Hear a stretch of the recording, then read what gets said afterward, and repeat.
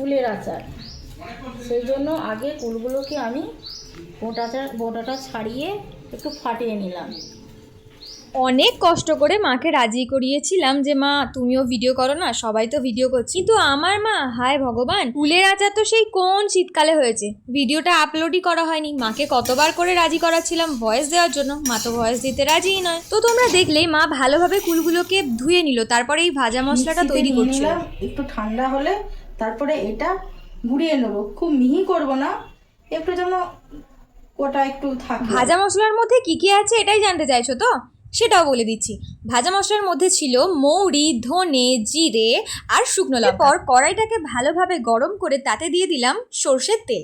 সর্ষের তেলের মধ্যে দিয়ে দিলাম 5 ফোড়ন, তারপর দিলাম শুকনো লঙ্কা, তারপর সেটাকে এদিক ওদিকভাবে ভালোভাবে উল্টে পাল্টে নিলাম। অবশ্যই এটাও খেয়াল রাখতে হবে যাতে এই শুকনো লঙ্কা আর 5 ফোড়নটা পুড়ে না যায়, তাহলে কিন্তু টেস্টটা খুব খারাপ হয়ে যাবে।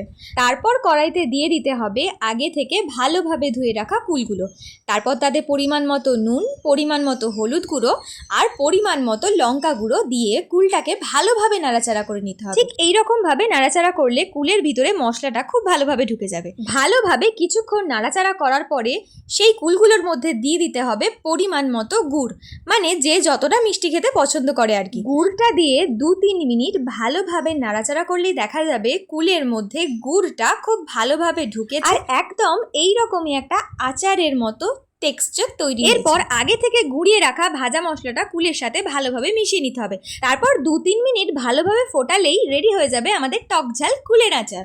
কুলের আচারটি আমার ঠান্ডা হয়ে গেলে এটি একটি কাচের বয়ামে রেখে দেবো। ভিনিগারটা ইউজ করলাম না, যদি আপনারা ভিনিগার দেন তাহলে এই আচারটা অনেকদিন বাড়িতে সংরক্ষণ থাকে, নষ্ট হবে না।